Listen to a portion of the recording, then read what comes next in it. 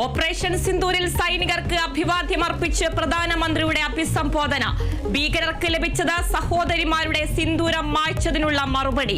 സങ്കൽപ്പിക്കാൻ പോലും സാധിക്കാത്ത തിരിച്ചടി ഭീകരർക്ക് നൽകി. ഓപ്പറേഷൻ സിന്ദൂർ രാജ്യം നടപ്പാക്കിയ നീതിയുടെ പേര്.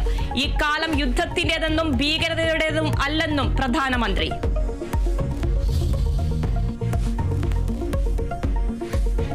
പാകിസ്ഥാനെതിരെ ആഞ്ഞടിച്ച് പ്രധാനമന്ത്രി നരേന്ദ്രമോദി. തീവ്രവാദവും ചർച്ചയും ഒരുമിച്ച് കൊണ്ടുപോകാനാകില്ല. വെടിനിർത്തൽ, ചെറിയ വിരാമം മാത്രം. പാകിസ്ഥാനോട് ഇനി ചർച്ച പാക് അധിനിവേശ കശ്മീരിൽ മാത്രം. ജലവും രക്തവും ഒരുമിച്ചൊഴുകില്ലെന്ന് മോദി.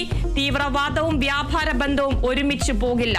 തീവ്രവാദത്തോട് സന്ധിയില്ലെന്നും പ്രകോപിപ്പിച്ചാൽ തിരിച്ചടിക്കുമെന്നും പ്രധാനമന്ത്രി.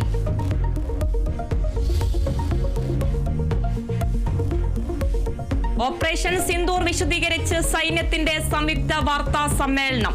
ഈ യുദ്ധം ചെയ്തത് തീവ്രവാദികളോട് മാത്രം. പാകിസ്ഥാൻ സൈന്യം ഭീകരരോട് ചേർന്ന് നിൽക്കുന്നു.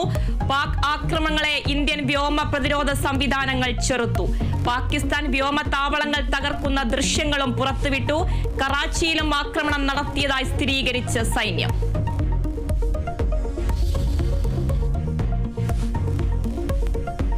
ഇന്ത്യ പാക് സംഘർഷങ്ങളെ തുടർന്ന് അടച്ചിട്ട വിമാനത്താവളങ്ങൾ തുറന്നത് അടച്ചിട്ട 32 വിമാനത്താവളങ്ങൾ.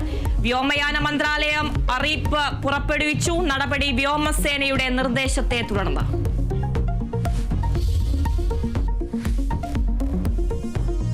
KPCCക്ക് പുതിയ നേതൃത്വം. KPCC അധ്യക്ഷനായി സണ്ണി ജോസഫ് ചുമതലയേറ്റു. UDF കൺവീനറായി അടൂർ പ്രകാശ്. 3 വർക്കിംഗ് പ്രസിഡന്റുമാരും ചുമതലയേറ്റു. കേരളത്തിൽ കോൺഗ്രസ് ഒറ്റക്കെട്ടെന്ന് സണ്ണി ജോസഫ്.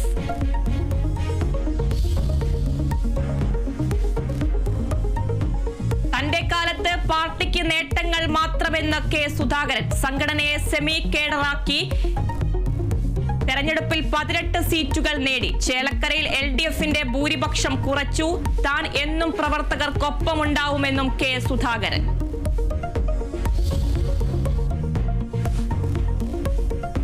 നന്ദൻകോട് കൂട്ടക്കൊലക്കേസിൽ പ്രതി കേഡൽ ജിൻസൺ രാജ കുറ്റക്കാരൻ. ശിക്ഷയിൽ വാദം നാളെ.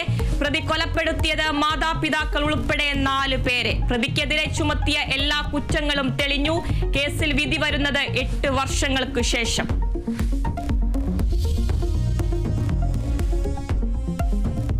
INS വിക്രാന്തിന്റെ വിവരം തേടിയ മലയാളി കസ്റ്റഡിയിൽ. പിടിയിലായത് കോഴിക്കോട് സ്വദേശി.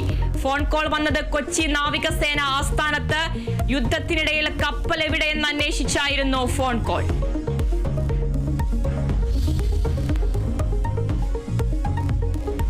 ടെസ്റ്റ് ക്രിക്കറ്റിൽ നിന്ന് വിരമിച്ച് വിരാട് കോഹ്ലി. പ്രഖ്യാപനം സമൂഹ മാധ്യമങ്ങളിൽ പങ്കുവെച്ച കുറിപ്പിലൂടെ.